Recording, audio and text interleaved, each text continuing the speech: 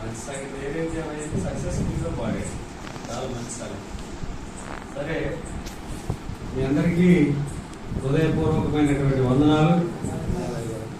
నా చిన్నతనంలో మరి నేను ఇంకా మన దేవదానం గారి అమ్మాయి కంటే ఇంకా చాలా చిన్నగా ఉన్న సమయంలో నేను ఇక్కడికి వచ్చి అప్పుడు ఉన్న ఫేసులు ఎంత యవనంతో కలకలలాడుతూ ఉండేవాళ్ళు. అంతా ముసలోళ్ళు అయిపోయారు.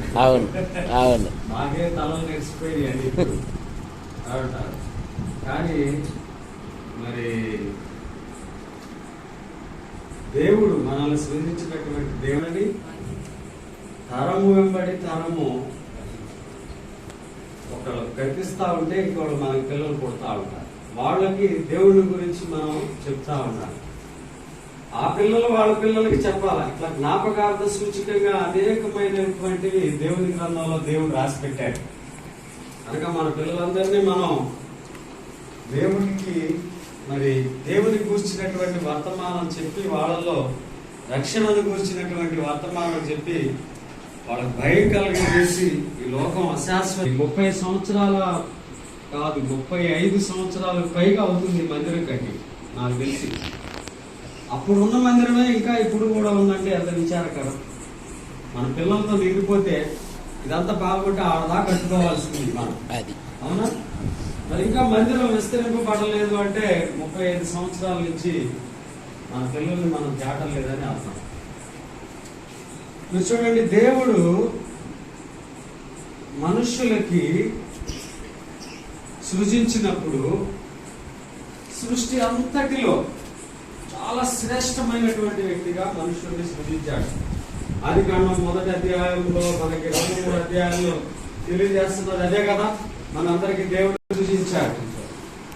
ఆకాశ పక్షుల్ని సృజించాడు, భూజంతువుల్ని సృజించాడు, జలచరాలను సృజించాడు, పెద్ద పెద్ద వాటినన్నిటినీ కూడా భూమి నుండే సృజించాడని రాయబడింది. మీరు గమనించండి. కానీ మనుష్యుని సృజించినప్పుడు జాగ్రత్తగా వినాలి. ఇక్కడ చిన్నపిల్లలు ఉన్నారు కదా. మరి మనుష్యుని సృజించినప్పుడు దేవుడు ఏం చేశాడంటే మట్టి తీసుకుని మనిషి రూపం ఎట్లా ఉండాలి అన్నది ఆ మట్టి ద్వారా మనం ఇసుకలో ఆడుకునేటప్పుడు చిన్న ఇంటిని తయారు చేస్తాం కదా, అది ఎట్లా ఉండాలా, దానికి ఇల్లు ఎట్లా, ద్వారం ఎట్లా ఉండాలని ముందు మంచి గుట్ట పోసి గట్టిగా కొట్టి మట్టి తీసి ద్వారం పెట్టుకుంటాం కదా. అట్లా మనుషునికి ముక్కు ఎక్కడ ఉండాలా, చెవులు ఎక్కడ ఉండాలా, మరి కళ్ళు ఎక్కడ ఉండాలా, ఇట్లా అన్ని ఆయన జ్ఞానం చొప్పున మనిషిని రూపు తీసుకొచ్చి మనలో జీవవాయువు ఊడి మనల్ని జీవింపజేసేటువంటి ఆత్మను మనలో ఊడి మనల్ని ఆయన ఆత్మస్వరూపులుగా తయారు చేశారు. చూడండి, ఇంత శ్రేష్టమైనటువంటి రీతిలో మనుషుల్ని సృజించినటువంటి ఆయన మనుషులు మరి దేవుణ్ణి ఎంతగానో శ్రేష్టమైనటువంటి సృష్టిగా మనుషుల్ని సృజించాడు. కానీ మనుషులు బుద్ధి లేకుండా ప్రవర్తిస్తారు, సృష్టికర్తను మర్చిపోతారు. కనుక వీళ్ళ మధ్యలోనే వీళ్ళతో పాటు సహజీవనం చేస్తూ కొన్ని జీవుల్ని సృజించాలి నేను. ఎందుకంటే వాటిని చూస్తూ అప్పుడప్పుడు సృష్టికర్త అంటూ ఒక ఆయన ఉన్నాడు అని మనుషులు నన్ను మర్చిపోకుండా ఉంటారు. బుద్ధి కలుగజేసేదందుకే నేను వాళ్ళ పక్కన కొన్ని చిన్న చిన్న జీవుల్ని సృజించాలి అని ఆయన 4 జీవుల్ని సృజించాడు. మీరు చూడండి, జ్ఞాని అయినటువంటి సొలొమోను గారు, ఇందాక వార్డెన్ గారు చెప్పాడు మంచి ప్రార్థన, సొలొమోను గారి ప్రార్థనల గురించి. ఆయన ఈ భూలోకంలో సృజింపబడినటువంటి మానవులందరికంటే చాలా అధిక జ్ఞానం కలిగినటువంటి వాడు. ఆయన లోకంలో ఉన్న వాటిని అన్నిటినీ పరిశీలించి ఈ భూమి మీద చాలా చిన్నగా ఉంటాయి 4 జీవులు ఉన్నాయి.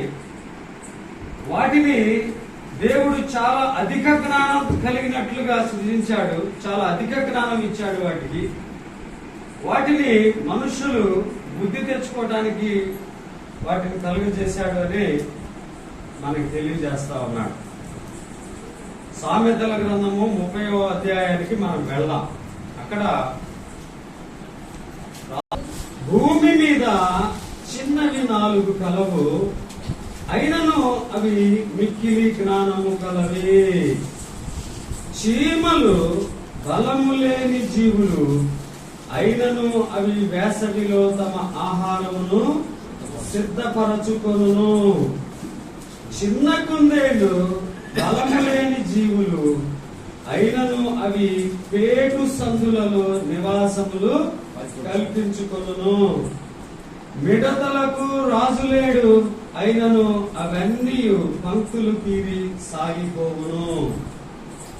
బల్లిని చేతితో నీవు పట్టుకొనగలవు, అయినను రాజుల గృహములలో అది ఉండును. చూడండి, ఇక్కడ రాయబడినటువంటి 4 జీవులు మీ అందరికీ తెలుసు కదా. ఇక్కడ రాయబడినటువంటి 4 జీవుల గురించి మీకు తెలుసా? చీమలు తెలుసా? మీకు చీమలు తెలుసా? చీమల తర్వాత రాయబడింది చిన్న కుందేళ్లు అన్నాడు. ఇవి భారతదేశంలో ఎక్కడ ఉండవు, కానీ ఇస్రాయేల్ దేశంలో మాత్రమే ఉంటాయి ఈ చిన్న కుందేళ్లు అన్నాయి. వాటిని ఇంగ్లీష్ లో గోనేస్ అంటారు. అంటే అవి చూడటానికి ఈ కుందేలు స్వరూపం కలిగి ఉంటాయి, కానీ కుందేలుని చిన్నగా ఊహించుకోండి, ఇంత కప్ప సైజులో అంత మాత్రమే ఉంటాయి, కుందేలు లాగా ఉంటాయి. కానీ ఇక్కడ తెలుగులో మన వాళ్ళకి అది లేదు కనుక, అది కుందేలు స్వరూపం కలిగి ఉంటది కనుక దానికి చిన్న కుందేలు అని మన తెలుగు బైబిల్లో పెట్టారు. 3వది మిడతలు. మీ అందరికి మిడతలు తెలుసు కదా బాగా. 4వది బల్లి. బల్లికి మరి అధిక జ్ఞానం ఉందంట. జ్ఞాని గారు ఇక్కడ రాస్తున్నాడు. ఆయన ఏమంటున్నాడంటే, భూమి మీద చిన్నవి 4 కలవు, అయినను అవి మిక్కిలి జ్ఞానము కలవి. వీటిని చూసి మీరు బుద్ధి తెచ్చుకోండి అంటున్నాడు. ఎట్లా బుద్ధి తెచ్చుకోవాలో మనం చూద్దాం. చీమలు బలము లేని జీవులు, అయినను అవి వేసవిలో తమ ఆహారమును సిద్ధపరచుకోరు. మీరు చూడండి, చీమలు మనందరికీ తెలుసు. మనకి ఇక్కడ చూస్తే ఒక 5-6 రకాల చీమలు మనకు తెలుసు. ఎర్ర చీమలు ఉంటాయి, చాలా చిన్నగా ఉంటాయి, ఎర్రగా ఉంటాయి. నల్ల చీమలు ఉంటాయి, చాలా ఫాస్ట్ గా పరిగెత్తుతుంది, చాలా చిన్నగా ఉంటాయి, నలుసంతే ఉంటాయి. ఆ తర్వాత గండు చీమలు ఉంటాయి, నల్లగా మంచిగా ఇంకొకటి సైజు ఉంటాయి. అవే ఎర్రగా కూడా ఉంటాయి, చెట్లకి ఎక్కువగా ఉంటాయి ఎర్ర చీమలు. అవి కుట్టితే చాలా నొప్పేస్తుంది మనకి. కొరివి చీమలు అంటారు. ఇట్లా మనకి మన చుట్టూతా ఒక 5-6 రకాల చీమల్ని మనం చూడగలుగుతాం. కానీ ఈ యొక్క ఇన్సెక్ట్స్ కి సంబంధించినటువంటి శాస్త్రవేత్తలు ఉంటారు. వాళ్ళు అసలు భూమండలంలో ఎన్ని రకాల చీమలు ఉన్నాయో మనం అంత లిస్టు రాద్దామని రాస్తే 15,000 రకాల చీమలు ఉన్నాయంట భూమి మీద. అవన్నీ కూడా చాలా చిన్నగా మాత్రమే ఉంటాయి. చీమే చాలా చిన్నగా ఉంటుంది. మనకి కనపడే చీమ చూడండి, చిన్నగా నడుస్తుంది. అక్కడ కూడా ఒక చీమ. ఆ చీమే చాలా చిన్నది అంటే దాని తలకాయ ఇంకెంత చిన్నగా ఉంటుంది మీరు ఆలోచన చేయండి. చాలా చిన్నగా ఉంటుంది కదా తలకాయ. ఆ తలకాయే చాలా చిన్నది అంటే ఆ తలకాయలో దానికి ఉన్న మెదడు ఇంకెంత చిన్నగా ఉంటుంది. అది అసలు మనుషులు కన్నులు పోతార్థం వేసి చూసినా కనపడిందా? మైక్రోస్కోప్ వేసుకుని చూడాలి దాని మెదడుని మనం చూడాలి. అంత చిన్న మెదడులో చాలా అధిక జ్ఞానాన్ని దేవుడు పెట్టాడు. ఇక్కడ రాసినటువంటి మాట ఏంటంటే, అవన్నీ ఎన్ని రకాల చీమలు ఉన్నప్పటికీ కూడా అవన్నీ కూడా చేసే పని ఏంటయ్యా అంటే వేసవిలో ఆహారమును సిద్ధపరచుకుంటాయి అంటున్నాడు ఆయన. మీరు గమనించండి, వేసవి కాలము ఎంతకాలం ఉంటుంది? ఋతువులు ఎన్ని రకాలండి? వేసవి కాలం ఎంతకాలం ఉంటుంది మనకి? ఎంతకాలం మీకు తెలియదా? వేసవి 4 నెలలు ఉంటుంది. వర్షాకాలం 4 నెలలు ఉంటుంది. శీతాకాలం 4 నెలలు ఉంటుంది. చీమలకి వర్షాకాలం రాబోతుంది, మనకి ఈత రాదు, చిన్న వర్షం వచ్చినా గాని మనం ఒక్క చినుకు మన మీద పడిందంటే తుంపులు అయిపోతాం బయటికి వెళ్తే. కనుక వర్షాకాలంలో మనం ఎటు పడితే అటు కొట్టుకుపోతాం, చచ్చిపోతాం. మనం అప్పుడు ఆహారం సంపాదించుకోవడానికి మనం బయటికి వెళ్ళలేం, మన పుట్ట దాటి. కనుక మనకి ఇప్పుడు ఉన్న సమయంలోనే మనం ఆహారాన్ని సంపాదించుకోవాలి అని చాలా చిన్న చీమలు, చిన్న మెదడులు ఆలోచించి వేసవి కాలం 4 నెలలు కష్టపడి ఆహారాన్ని సంపాదించుకుంటాయి. మీరు చూడండి, అవి ఎంత తెలియగలవో. పంటలన్నీ చేతికి సమయం అది రైతులకి. ధాన్యం అంతా రైతుల ఇళ్లకు చేరేటువంటి సమయం. కనుక మనం ఇప్పుడు మంచిగా సమృద్ధిగా ఆహారాన్ని సంపాదించుకోగలం. మన ముందు వర్షాకాలం ఉంది, శీతాకాలం ఉంది. 8 నెలలు మనం జీవించాలి అంటే ఇప్పుడు ఎండాకాలంలోనే మనం ఆహారాన్ని సంపాదించుకోవాలి, లేకపోతే మనం చచ్చిపోతాం అని. మీరు చూడండి, చీమలు దేవుడు వాటికి ఎంత చిన్నవే కానీ అధిక బలాన్ని కూడా ఇచ్చాడు, అధిక జ్ఞానంతో పాటు. ఒక మనిషి, నేనున్నాను 80 కేజీలు బరువు ఉన్నాను ఇప్పుడు, కానీ నేను 80 కేజీల బరువు నేను మోయలేను ఇప్పుడు. నేను మోస్తే ఒక సిమెంట్ కట్ట మోయగలుగుతాను, 50 కేజీలు ఉంటుంది అంతే. అంటే నా బరువులో సగం బరువును మాత్రమే నేను మోయగలుగుతాను మనిషిని. కానీ మీరు చీమలు చూడండి, ఒక ఒడ్డి గింజను ఎట్లా లేపుకుని తీసుకెళ్ళిపోతాయి. ఒక మరమరా తెలుసు కదా, మరమరాలు మనం తింటాం, మనకి చాలా తేలిగ్గా ఉంటాయి. కానీ కింద పడేయండి, ఒక మరమరాలని ఇట్లా లేపుకుని తీసుకెళ్ళిపోతాయి. బియ్యపు గింజ ఎంత బరువు ఉంటుంది చీమతో పోలిస్తే? మరి ఆ నూకల్ని అవి చక్కగా ఈజీగా లేపుకుని తీసుకెళ్ళిపోతాయి. అంటే తన బరువు కంటే 2-3 అంతల బరువుని అది ఈజీగా మోయగలిగింది అన్నమాట. అంత శక్తిని దేవుడు దానికి దయచేశాడు. అయ్యగారు పాట పాడిన సహోదరుడు నిద్రపోవద్దు. బోరు పడుతుందా నేను వాక్యం చెప్తుంటే? మరి ఆసక్తి ఉండాలా, మీరు అందరూ జాగ్రత్తగా వినాలి. చూడండి, ఇక్కడ చాలా అధిక బలంతో అవి ఆహారాన్ని అవి ఉండేటువంటి పుట్టల్లోకి తీసుకెళ్ళిపోతాయి. కేవలం ఆహారం మాత్రమే తీసుకెళ్ళవు. శాస్త్రవేత్తలు కనిపెట్టింది ఏంటంటే, ఎండిపోయిన ఆకుల్ని, ఎండిపోయిన తాటాకు ముక్కల్ని, ఇటువంటి వాటిని అన్నిటినీ అవి పొట్టల్లోకి తీసుకెళ్తాయి. మీరు గమనించారో లేదు? అవి తీసుకెళ్ళినప్పుడు వర్షాకాలమో శీతాకాలమో వచ్చినప్పుడు అవి తీసుకెళ్ళినటువంటి ఆ ఆకులు ఇటువంటివన్నీ కూడా నాని వాటి మధ్యలో నుంచి పుట్టగొడుగులు వస్తాయన్న. వర్షాకాలం వచ్చేసి ఆ పుట్టగొడుగుల్ని అవి తినేస్తాయి. చక్కగా ఒక పుట్టగొడుగులు వేసిందంటే ఒక 1000 చీమలకి ఆహారం ఒక 4 రోజులు సరిపోతుంది అన్నమాట, ఈజీగా. అట్లాగే ఈ మకరందం సేకరించేటువంటి చీమలు ఉంటాయి కొన్ని, తేనెటీగల్లాగానే. ఆ మకరందాన్ని సేకరించి కొన్ని చీమలు తీసుకెళ్లిపోయి ఇవి వాటికే దేవుడు ఈ కంఠాల దగ్గర ఒక పెద్ద సంచు లాంచి ఇచ్చాడంట. ఆ సంచుల్లో ఆ మకరందాన్ని అది మింగి ఇక్కడ పెట్టుకుని ఉంటాయి. ఎప్పుడైతే వాటికి మిగతా చీమలన్నిటికీ ఆహారం కావాలో ఈ మిగతా చీమలన్నీ ఈ ఒడ్డులో ఉన్నటువంటి ఆ చీమల ఆ మకరందాన్ని పెడతాయి, ఆ తీపినంత. ఇట్లా అవి సర్వైవ్ అవుతాయి. మీకు ఏమర్థమైంది ఇంతసేపు నేను చీమల గురించి మీకు చెప్పే? వాటికి ముందు చూపు చాలా అధికంగా ఉంది. రేపేమి రానయ్యుందో మనం ఎదుర్కోవాలి. రేపు వర్షాకాలం వస్తుంది, మనకు ఆహారం దొరకదు, ఇప్పుడే మనం సిద్ధం చేసుకోవాలి. రేపు శీతాకాలం ఉంటుంది, గడ్డ కట్టేటువంటి చలి, మనం బయటికి వెళ్ళలేం, మంచు కురుస్తూ ఉంటుంది అనేకమైనటువంటి దేశాల్లో. ఆ మంచులో మనం బయటికి వెళ్తే ఆ చలికి చచ్చిపోతాం. కనుక ఈ ఎండాకాలంలోనే మనం ఆహారాన్ని సంపాదించుకోవాలి మనం బ్రతకాలంటే అని ముందు చూపు చీమలకి ఉంటది. చూడండి, ముందు చూపు. ఇక్కడ మనకు కావాల్సింది ఏంటంటే ముందు చూపు. ఓ మనుష్యుడా, చీమలకు ఉన్నటువంటి ముందు చూపు నీకు ఉందా అని ఇక్కడ జ్ఞాని గారు మనల్ని ప్రశ్నిస్తున్నాడు.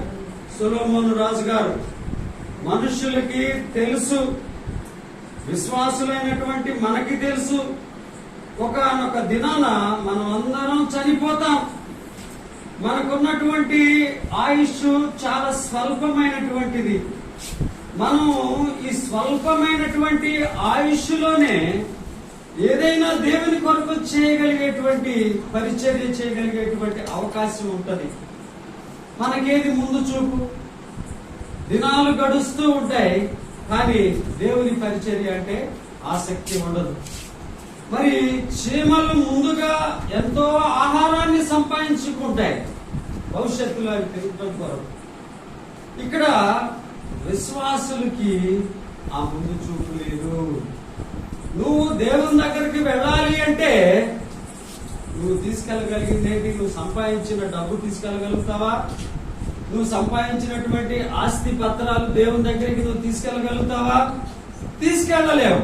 కానీ ఒక నీతి క్రియలు, దేవుని కొరకు చేసినటువంటి మంచి పనులు, నువ్వు ఎవరికైతే ఆ రాజ్య సువార్తను ప్రకటిస్తావో వా సువార్త అనేక మందిని దేవుని దగ్గరికి తీసుకుని వెళ్తది. అది నువ్వు చేస్తున్నావా? ఇప్పుడు రోడ్ల మీదకి వెళ్ళి మనం చేయనక్కర్లా. మన గృహంలో మనకి దేవుడు మన పిల్లల్ని 3-4 ఇస్తున్నాడు ఒక కుటుంబానికి. నువ్వు ఏడో రోడ్డు మీదకు పోయి ఎక్కడైనా పొల్లైనో రక్షించనక్కర్లేదు. నువ్వు నీ కుటుంబంలో ఉన్నటువంటి ప్రతి ఒక్కరికి దేవుని కూర్చున్నటువంటి సువార్తను తెలియజేస్తున్నావా?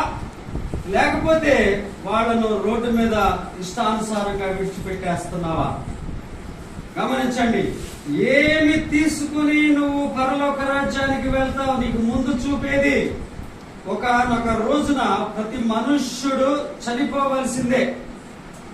అంతిమంగా మనం చనిపోయేటువంటి స్థితికి వెళ్తాం. ఈ శరీరాన్ని విడిచిపెట్టి వెళ్తాం. దేవుడు మనల్ని ఆత్మ సంబంధమైనటువంటి వారినిగా సృజించాడు కనుక మరి మనం ఏ క్రియలు పట్టుకుని మనం దేవుని దగ్గరికి వెళ్తాం? చీమలకు సమృద్ధిగా ఆహారం ఉన్నట్టు బడా నమ్మకమైన మంచి దాసుడా అని దేవుడు నిన్ను పిలవగలుగుతాడా? రేపు నువ్వు పరలోక రాజ్యంలోకి వెళ్ళగానే ఈయన వచ్చాడు కానీ ఈయన చుట్టూ ఏమి లేవే, ఈయనకి నీతి వస్త్రాలు పెద్దగా లేవే, ఈయన చేతితో పట్టుకొచ్చినటువంటి నీతి క్రియలు ఏమి లేవే అని మరి అక్కడ ఉన్నటువంటి పరిశుద్ధులంతా నీకు వెళ్ళి చూసేటువంటి దినం అవుతుంది. కనుక విశ్వాసులు ముందు చూపుతో ఉండాలి. దేవుని పరిచర్యలో కుటుంబంలో ఉంటది దేవుని పరిచర్య, సంఘంలో ఉంటది దేవుని పరిచర్య, మన ఇళ్ల చుట్టూత పరిచర్య. మనం ఎక్కడో రోడ్ల మీదకి వెళ్ళి ఈ రోజున స్వార్థ చేయాల్సినటువంటి పరిస్థితి లేదు. మన ఇంట్లో మన పరిచర్య చేస్తే చాలు, మన మందిరాలు నిండిపోతాయి, పట్టవు. గమనించండి, విశ్వాసులకి ఇక్కడ చీమలిస్తున్నటువంటి హెచ్చరిక ఇదైతే అవిశ్వాసులకి పరిస్థితి ఇంకా దారుణంగా ఉంటుంది. మనుష్యుడు ఒక రోజున చనిపోతాడు. నీకు రక్షణ లేకపోతే నువ్వు ఎక్కడికి వెళ్తావు? రేపు నీకేది ముందు చూపు? ఒక రోజు నువ్వు చనిపోవలసినటువంటి స్థితికి వెళ్తావు. ఇదే రక్షణ దినము, ఇదే అనుకూలమైనటువంటి సమయము అని దేవుని వాక్యం తెలియజేస్తా ఉంది. మనుష్యులు ఒక్కసారే మృతి పొందవలెను, చివరికి తీర్పు జరుగును అని దేవుని వాక్యం సెలవిస్తా ఉంది. మీరు చూడండి, ఒక్కసారే మరణం, ఆ తదుపరి తీర్పు ఉంటది. మరి ఇవన్నీ మనకి తెలుసు, కానీ దాని గురించి మనం పట్టించుకో. ముందు చూపు లేదు. మనుషులకి భూలోకంలో ముందు చూపు ఉండేది లోక సంబంధమైనటువంటి వాటి కొరకే ముందు చూపు ఉంటది. కానీ కరోనా వచ్చింది, లాక్డౌన్లు పెడతారు, మనం ముందుగానే ఇంట్లో ఒక బస్తా బియ్యం పెట్టుకుంటే మంచిది, పచ్చడి గిచ్చడి వేసుకుని తినొచ్చు అనేటువంటి ముందు చూపు ఉంటుంది.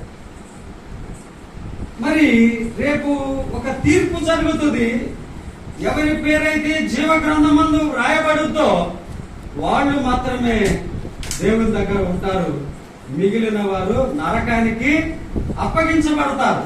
కనుక ముందు చూపు ఏది అవిశ్వాసులైనటువంటి వారికి? మీరు చూడండి, లూకాసు వార్త 16వ అధ్యాయంలో ఒక గృహ నిర్వాహకుడు ఉన్నాడు.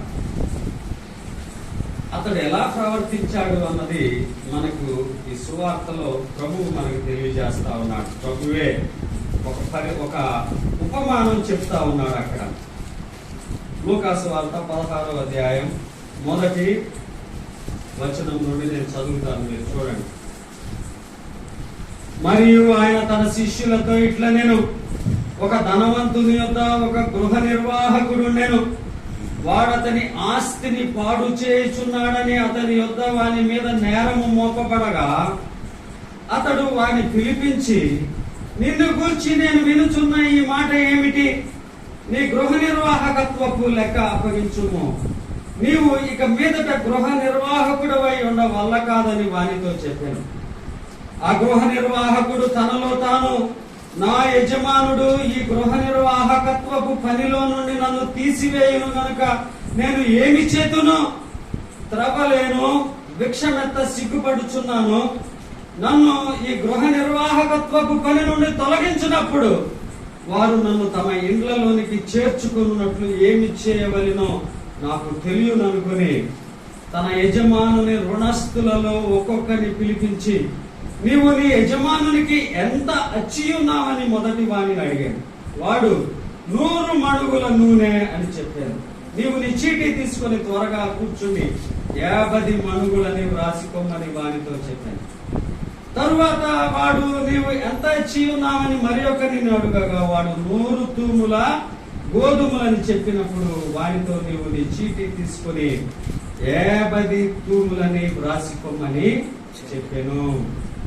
అన్యాయస్తుడైన ఆ గృహ నిర్వాహకుడు యుక్తిగా నడుచుకొనినని వాని యజమానుడు వాని మెచ్చుకొనెను.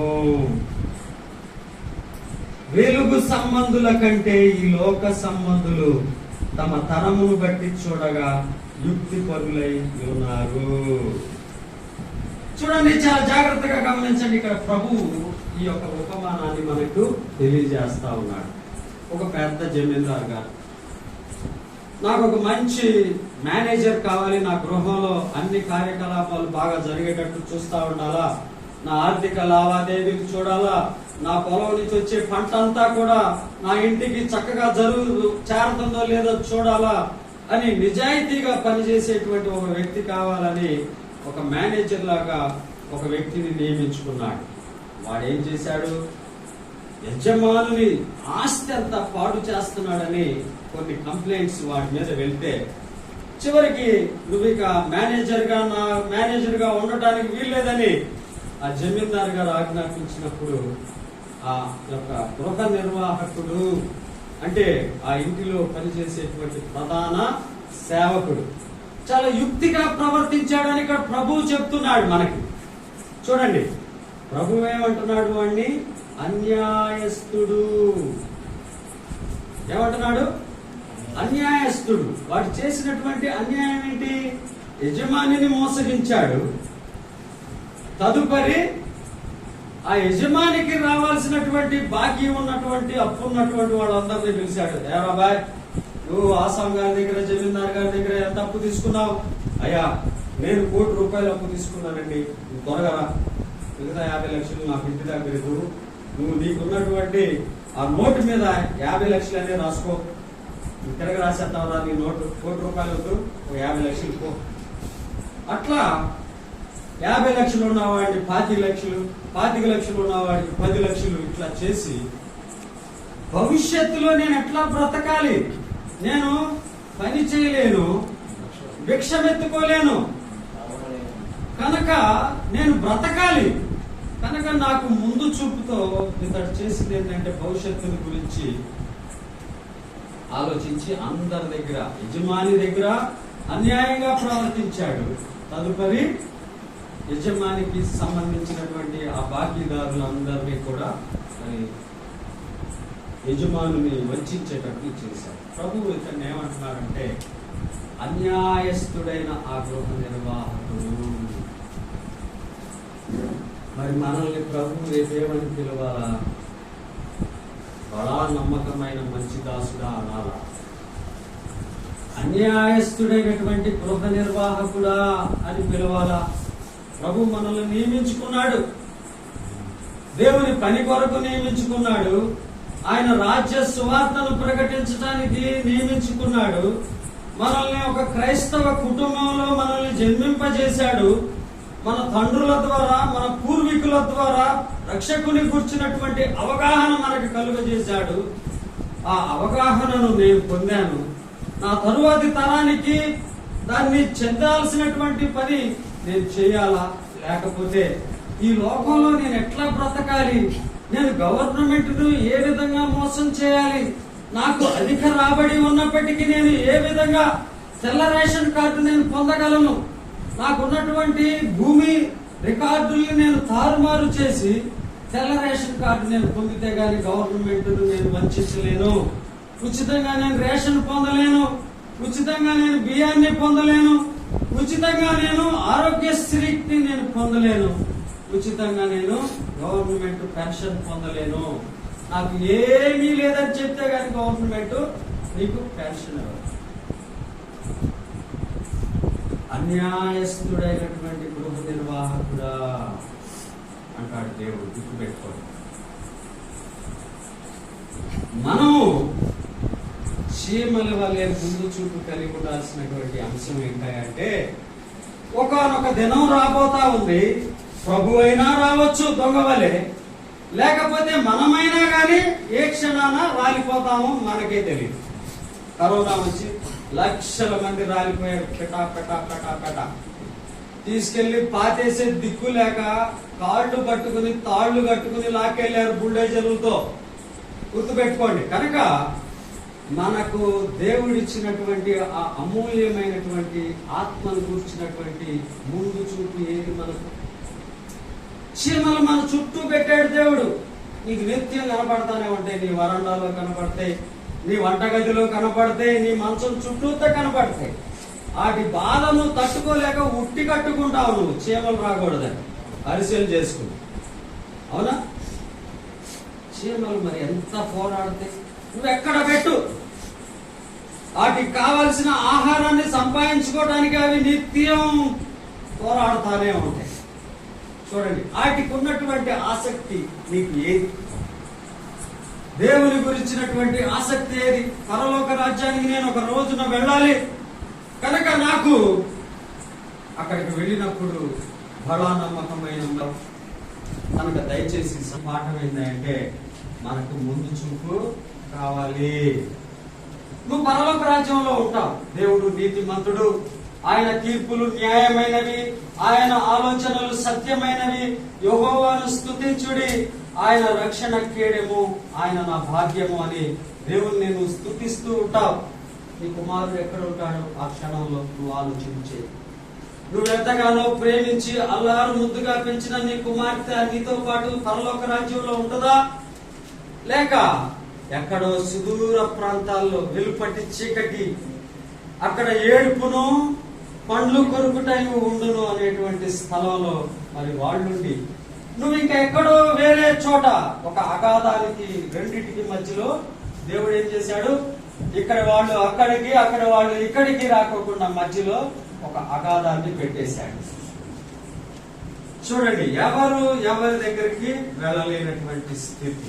ఒక చోట ఏడుపు ఉంటది, ఇంకో చోట సంతోషం. సమయం ఉందో లేదో తెలియదు, ఇంకా ఆల్రెడీ నేను ఇంకొక జీవి గురించి చెప్పి నేను నా ధ్యానాన్ని చూపిస్తున్నాను. 4 జీవుల గురించి మనం చెప్పుకునేటువంటి పరిస్థితి లేదు. సరే, రెండవ జీవి ఏముంది ఇక్కడ? రెండవ అతి చిన్న జీవి చిన్న కుందేళ్ళు. ఇందాక నేను మీకు చెప్పాను, చిన్న కుందేళ్ళు అంటే అవి భారతదేశంలో లేవు, కేవలం ఇస్రాయేల్ దేశంలోనే ఉంటాయి. అవి ఆ ఎంగేది అనేటువంటి వనాల్లో లేకపోతే ఇంకా ఇశ్రాయేలు దేశంలోని అనేక ప్రాంతాల్లో ఆ చిన్న కుందేళ్ళు అన్నవి చాలా చిన్నగా ఉడతల్లాగా చాలా చిన్నగా ఉంటాయి, చక్కగా ఉంటాయి, కానీ అవి కుందేళ్ళు లాగానే ఉంటాయి.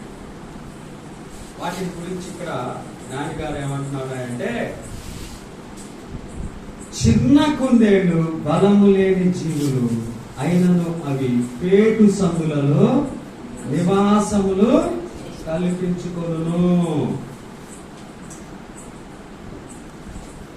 చిన్న కుందేళ్ళు ఇంతే ఉంటాయి, గుప్పెడ కంటే చాలా చిన్నగా, చిన్న కప్ప సైజులో. అవి చాలా బలహీనమైనవి అంటారు. మనుషుల్ని చూస్తేనే ఎంత దూరం పరపర పరిగెత్తాయి, వాడు కూడా వస్తున్నాడు, నాకు కనపడ్డాడు, నన్ను పట్టుకుంటాడు ఏమో అని భయంతో అవి అంత దూరాన మనుషుడిని చూసి పరిగెత్తుకుంటా వెళ్ళి పెద్ద కొండలలోనో లేకపోతే రాళ్ల గుట్టల మధ్యలో బండలు ఉంటాయి కదా, పెద్ద పెద్ద బండలు, మనుషులు తప్పలేనటువంటివి, బుల్డోజర్లు మాత్రమే కోసేయగలిగినటువంటి బండ సందుల మధ్యలో చిన్నగా మట్టి అంతా తవ్వుకుని వాటి త్వరలో అవి ఉంటాయంట. పేటు సందులు అంటున్నారు.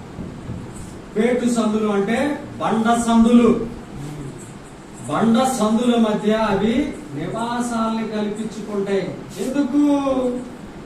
ఎందుకు అవి పేటు సందులలో నివాసాలు కల్పించుకుంటుంది అంటే, ఇక్కడ అంతా కుక్కలు ఉన్నాయి, మనుషులు ఉన్నారు, ఇంకా ఈ యొక్క రోడ్ల మీద మన ప్రాణహాని కలిగించేటువంటి జీవులు అనేకం ఉన్నాయి. నన్ను ఊరకనే గుడ్డుక్కున మింగేసి ఆహారంగా నన్ను అవి తినేస్తాయి. నా యొక్క మాంసం చాలా శ్రేష్టమైనటువంటి మాంసంగా రుచిగలదుగా ఉంటది కనుక మనుషులు నన్ను పట్టుకుని వండేసుకుంటారు. కుక్కలైతే అసలు వెంట పరిగెత్తి నన్ను పట్టుకుని తినేస్తాయి.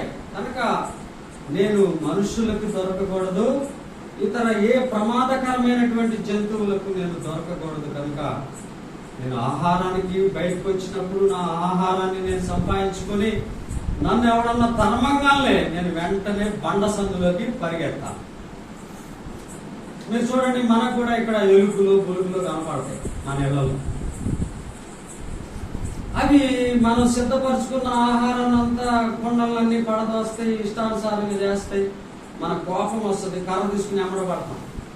అదేం చేస్తుంది, ఇంటి సూర్యులో దూరి లేకపోతే త్వరలో దూరి, మనం దూరిన తర్వాత ఏం చేయగలుగుతాం, కోపాన్ని దిగమింగుకుని ఆ చీపురి కట్టో కర్రపుల్లో పక్కన పడేసి మళ్ళీ దానికోసం ఎప్పుడు బయటకు వచ్చిందో చూస్తా ఉండడం తప్ప ఏమి చేయలేదు. కనుక మనుష్యులు నన్ను పట్టుకోకూడదు, నాకు ఆశ్రయము ఈ బండ కిందే. నేను ఒక తాటాకుల కింద దూరితే తాటాకులు ఎత్తి నన్ను కొట్టేస్తారు, ముండ్ల కంపలో దూరితే ముళ్ళ కంప లాగేసి నన్ను చంపేస్తారు. లేదా వలలు చుట్టేటువంటి ప్రదేశాల్లోకి నేను వెళ్తే ఆ వలల్లో నేను ఇరుక్కుపోయి నేను చచ్చిపోతాను, వాళ్ళు నన్ను ఆహారంగా తినేస్తారు. కనుక నేను వాళ్ళకు దొరక్కోకుండా ఉండేటువంటి ప్రదేశం ఈ బండ సందు.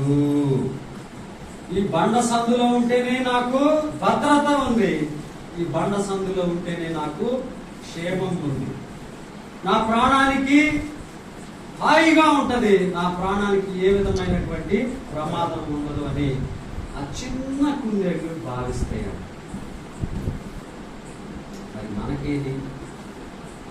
మనకేది ఆ భద్రత? అవి వాటి యొక్క ప్రాణాన్ని దేహాన్ని రక్షించుకోవడానికి అంత చిన్న కుందేళ్ళే బండ సందుల్లో ఆశ్రయాలు కల్పించుకుంటే. మీరు చూడండి, 1 కొరింథీ పత్రిక 10వ అధ్యాయంలో ఏమి రాయబడిందంటే, మనకు ఆ సమయం లేదు, వారందరూ ఇశ్రాయేలీయుల గురించి పౌలు భక్తుడు రాస్తూ అంటున్నటువంటి మాట ఇది. వారందరూ ఆ ఆత్మ సంబంధమైనటువంటి బండలోని త్రాగిరి, ఆ బండ యేసుక్రీస్తు ప్రభు అనేటువంటి బండ దగ్గరకు వెళ్ళాలి, ఆ బండ క్రింద నేను ఉండాలి, ఆ బండ మీద లేదా బండ ఆశ్రయం కింద నాకు రక్షణ ఉంది, నాకు భద్రత ఉంది. సాతానుని మనం నమ్మలేం, వాడెప్పుడు ఎవరిని మృంగుతున్నా అని నిరంతరం తిరుగుతూ ఉంటాడు. సాతానుకి నేను చిక్కకూడదు, వాడికి చిక్కితే వాడు నన్ను మృంగేస్తాడు. మీరు చూడండి, నిత్యము సాతాను చేసేటువంటి పని ఏంటంటే వాడు ఎవరిని మృంగుదునా అని గర్జించు సింహం వలె వాడు వెతుకుతూ ఉంటాడంట. వాడు ఎవరిని పాపంలో పడేయాలి, ఎవరిని ఈ ఉచ్చులోకి దించాలి, ఎవరిని ఆ రక్షణ మార్గం దగ్గరికి వెళ్ళకోకుండా చేయాలి, ఎవరి కుటుంబంలో చిచ్చు పెట్టాలి, తండ్రికి కుమారుడికి తల్లికి కూతురికి ఏ విధంగా పగరేపాలి, నేను వీళ్ళు దేవుణ్ణి ఆశ్రయించటం నాకు సుతారాము ఇష్టం లేదు అని సాతానుడు ఒకవైపు గర్జించే సింహంలాగా తిరుగుతూ ఉంటాడు. చూడండి, సాతానుని ఎదిరించేటువంటి శక్తి మనకు లేదు. వాడు మృంగుతూ ఉంటే చూస్తా ఉండటమే మనం చేయగలుగుతాం, కానీ సాతానుని ఎదిరించేటువంటి శక్తి మనకు లేదు. వాడు చాలా అధికమైనటువంటి శక్తి సంపన్నుడు మనుష్యుడి కంటే కూడా. వాడు అనేకమైనటువంటి రీతులుగా నిన్ను పడద్రోయాలని, నీకు రక్షణ లేకుండా చేయాలి అని వాడు నిరంతరం పాటుపడుతూనే ఉంటాడు. మరి శక్తి లేనటువంటి నీవు సాతాను కంటే ఇంకా ఎక్కువ శక్తి ఎవరి దగ్గర ఉంది అని నువ్వు తెలుసుకొని ఆ సాతాను కంటే అధిక శక్తి సంపన్నుని దగ్గరికి నువ్వు వెళ్తే తప్ప నీకు రక్షణ లేదు. కనుక ఇక్కడ ఈ చిన్న కుందేలు మనకు తెలియజేసేటువంటి పాఠం ఏంటంటే, నాకు క్రీస్తు అనేటువంటి బ్రాండ క్రింద మాత్రమే నాకు రక్షణ ఉంది, నాకు భద్రత ఉంది. కనుక నేను ఆ బండ సందులో నేను ఉండాలి. మనుషులకు భవిష్యత్తులో తాను ఉండబోయేటువంటి ఆశ్రయాన్ని గురించినటువంటి ముందు చూపు లేదు. వాళ్ళు మనం నరకం పరలోకం ఎన్ని సోది మాటలు రా, ముసలి వాళ్ళు చెప్పే మాటలు నాలుగుతావిరా, ఇదిగో ఇది తాగు, ఇది తిను. ఈ భూలోకంలో మనం ఎంజాయ్ చేసిన మొన్న పల్లికోనలో చదివినటువంటి ఒక విద్యార్థి ఆ గ్రూప్ లో ఏం పెట్టారంటే, మనం ఈ భవిష్యత్తులో ఏం చేయలేము కనుక ఈ భూలోకంలో దేవుడు మనకి ఇచ్చినటువంటి సమయం అంతా ఎంజాయ్ చేసి మనం వెళ్ళిపోవడమే అని పెట్టాడు. ఆయన పేరు గంటా కిషోర్, దేవుడు రాజు పేరు కుమార్. దానికి జాన్ ఏం పెట్టారంటే, నీకు తప్పుడు దృక్పథం, నువ్వు తప్పుడు ఆలోచనలో ఉన్నావు కనుక ఎంజాయ్ చేసి అంటాం కాదు, మనం దేవుని దగ్గరికి కొన్ని కార్యాలు మనం చేత పట్టుకుని వెళ్ళాలా. అవి నువ్వేం సంపాదించావు? మీరు చూడండి, ముందు చూపు ఏది? నీ యొక్క ఆత్మ ఎక్కడ ఉండాలి? నీ యొక్క ఆత్మకు ఒక ఆశ్రయస్థానం ఉందా? కీర్తనల గ్రంథం 40వ కీర్తనలో కీర్తనాకారుడు ఏమంటున్నాడో మీరు చూడండి, చాలా దగ్గరగా ఉంటుంది. ఇక్కడ 40వ కీర్తనలో కీర్తనాకారుడు ఏమంటున్నాడు అంటే 2వ వచనంలో, నాశనకరమైన గుంటలో నుండి జిగటగల దొంగ ఊబిలో నుండి ఆయన నన్ను పైకెత్తెను, నా పాదములు బండ మీద నిలిపి నా అడుగులు స్థిరపరచెను. సాతానే జిగటగల ఊబి, నాశనకరమైనటువంటి గుంట ఏదన్నా ఉంది అంటే అది నిత్య నరకాగ్నే. ఆ నిత్య నరకాగ్నిలోకి నీ భర్త గాని, నీ కుమారుడో, నీ కుమార్తె, నువ్వు అధికంగా ఈ భూలోకంలో ప్రేమించేటువంటి వాళ్ళు ఎవరైనా సరే పడటానికి సిద్ధంగా ఉంటే నువ్వు వాళ్ళని హెచ్చరించాల్సినటువంటి బాధ్యత నీ మీద ఉంది. అరే అబ్బాయి, నీ యొక్క ఆత్మ ఎక్కడుంటది? ఏ బండ మీద నిల్చున్నావు నువ్వు?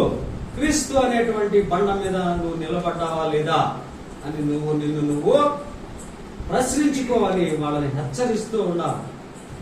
ఆ హెచ్చరికలు విని విని విని విని వాళ్ళకి బైబిల్ అంతా అర్థమైపోవాలి. చూడండి, కనుక ఇక్కడ కీర్తనాకారుడు ఏమంటున్నాడంటే, ఆ సాతాను సంబంధమైనటువంటి ఆ నరకాగ్ని నుండి నన్ను ఆయన నిలిపి ఆ బండ మీద నిల్చోబెట్టాడు అంటున్నాడు. ఇదే కీర్తనలో 104వ కీర్తనకు వెళ్ళండి, అక్కడ ఇంకా ఈ కుందేలు గురించే రాయబడింది. 18వ వచనం, 104వ కీర్తన 18వ వచనం, గొప్ప కొండలు కొండ మేకలకు ఉనికి పట్లు, కుందేళ్లకు బండలు ఆశ్రయస్థానములు. పెద్ద పెద్ద కొండలు ఉంటాయి, అక్కడ కొండ మేకలు ఈజీగా ఎంత రాళ్ళనైనా ఎక్కేసి వెళ్ళిపోగలరు, మనుషులు ఎక్కలేరు అట్లా. కనుక అవి సులభంగా తప్పించుకుని ఆ కొండ రాళ్ళను ఎక్కేసి ఎక్కడో పైకెక్కి వాటి ప్రాణాన్ని అవి రక్షించుకుంటాయి. కొండ మేకలు ఎప్పుడన్నా కొండలు ఎక్కడం చూసారా మీరు? మామూలు మేకలు లాంటివి కాదు, అవి గెంతుకుంటూ పెద్ద పెద్ద రాళ్ళను ఎక్కేస్తాయి చాలా సులభం. అట్లాగే కుందేళ్ళు ఏమని రాశాడు ఇక్కడ? కుందేళ్లకు బండలు ఆశ్రయస్థానములు. మరి ఇంత చిన్న జీవులకి దేవుడు సృష్టించినటువంటి పరలోక రాజ్యానికి వెళ్ళి అక్కడ సంతోషంగానైనా ఉండాలి. అదే దేవుడు సృష్టించినటువంటి ఒక నిత్య నరకాగ్నిలో మ్రగ్గుతూ తరతరాలు పళ్ళు కొరికేటువంటి వేదనను అనుభవించాల్సినటువంటి స్థితి ఉంది. కనుక ఇక్కడ చిన్న కుందేళ్లను మనం చూసి నేర్చుకోవాల్సినటువంటి పాఠం ఉంది. తర్వాత మిడతలకి దేవుడు ఇచ్చినటువంటి మనం వాటిని చూసి నేర్చుకోవాల్సినటువంటి బుద్ధివాక్యం ఏంటంటే క్రమశిక్షణ. అది ఒక అధిపతి, ఒక మేనేజర్ లాగా ఎవరు లేకపోయినప్పటికీ కూడా అవి ఏం చేస్తాయి అంటే, చక్కగా మనం మిలిటరీ వాళ్ళు మార్చింగ్ చేస్తారు కదా, జనవరి 20వ తారీఖున ఎంత చక్కగా కాళ్ళు చేతులు లేపి మార్చింగ్ చేస్తారు, పటాలో లాగా వెళ్తా ఉంటారు. మిడతలు కూడా అట్లా వరుస క్రమం తీరి చక్కగా వెళ్ళి ఒక పంట మీద పడ్డాయంటే ఒక 10 ఎకరాలు తుడిచిపెట్టుకోవాలి. మిడతలు దండ అవుతుందంటే రైతులు అల్లాడిపోతారు. మీరు చూడండి, కారు ప్రమాదాలు జరుగుతాయి ఇతర దేశాల్లో. ఆ దండులు వచ్చి రోడ్ల మీద వాళ్తే టైర్లకి స్కిట్ అయిపోయి ఘోరమైనటువంటి ప్రమాదాలు జరుగుతాయి. వాటిని చూసి క్రమశిక్షణ నేర్చుకోవాలన్నారు. చివరిగా బల్లుల్ని చూడు. బల్లుని మనం విషపూరితమైనటువంటి జంతువుగా భావిస్తాం. అది మన కొండల దగ్గరికి వస్తే చిచ్చి చిచ్చి చిచ్చి అని నెట్టేస్తాం. మిడతలు అనేది బల్లులు మన గుట్టలో మన గృహాల్లోకి రావడానికి మనం ఇష్టపడం, కానీ వాటికి చాలా అధిక జ్ఞానం ఉన్నాయి. అది మీరు చూడండి, గోడలను ఎక్కేయగలుగుతాయి, స్లాబుల మీద ఎట్లా ఎలాడగలుగుతాయి, అవి అద్దాల మీద ఎంత నున్నగా ఉంటుంది, అద్దం మీద సైతం అది పాకి వెళ్ళగలుగుతుంది. వాటి పాదాలకి దేవుడు ఒక ఎన్నో వేల పట్టుత్వం కలిగినటువంటి కొన్ని చిన్న వీటిని ఇచ్చాడు. అది అట్లా పట్టుకుంది అంటే పాదం వేసి అది ఎంత నున్నటి బండ అయినా సరే, నున్నటి అద్దమైనా సరే అట్లా పట్టుండాల్సింది. దేవుడు నీకు ఎన్నో ఆశీర్వాదకరమైనటువంటి వాగ్దానాలను పరలోక రాజ్యం గురించి ఇచ్చాడు. నీకు ఒక రక్షణ ఉందబ్బాయి, నువ్వు నా యందు విశ్వాసం ఉంచు, ఆ విశ్వాసంలో నువ్వు తొట్టుపడుకోకుండా కొనసాగు, నీకు నేను పరలోక రాజ్యంలో ఒక నిత్యమైనటువంటి నివాసాన్ని ఇస్తాను, నువ్వు నన్ను పట్టి ఉంచు, నువ్వు జారిపోకు. మీరు చూడండి, ఆ జారుడు స్వభావం బల్లికి ఉండదు. బల్లి జారి పడటం అంటూ ఉండదు. ఎక్కడో స్లాబుల మీద ఉండి పట్టు దగ్గర అప్పుడప్పుడు పడితే కొన్ని కొట్టుకుంటుంది. కానీ ఆహారాన్ని అది అన్వేషించే క్రమంలో పురుగు రంగాన్ని దూకుతుంది. ఒక్క బోర్రలుగా ఉండి కూడా ఇట్లా దూకుతుంది. అటువంటి పరిస్థితుల్లో అది కింద పడుతుంది తప్ప దానికి పట్టు జారేటువంటి స్వభావం ఉంది. అంటే నువ్వు ఒక బల్లిలాగా స్థిరంగా నా వాక్యాన్ని పట్టుకో, నాకు నిత్య రాజ్యాన్ని నేను ఇస్తాను, నువ్వు విడిచిపెట్టకో. నీకు ఏ పరిస్థితి వచ్చినప్పుడు కూడా నా చెయ్యి విడిచిని పెట్టి నువ్వు నాకు దూరంగా వెళ్ళకు. అది రాజభవంతుల్లో ఉంటది.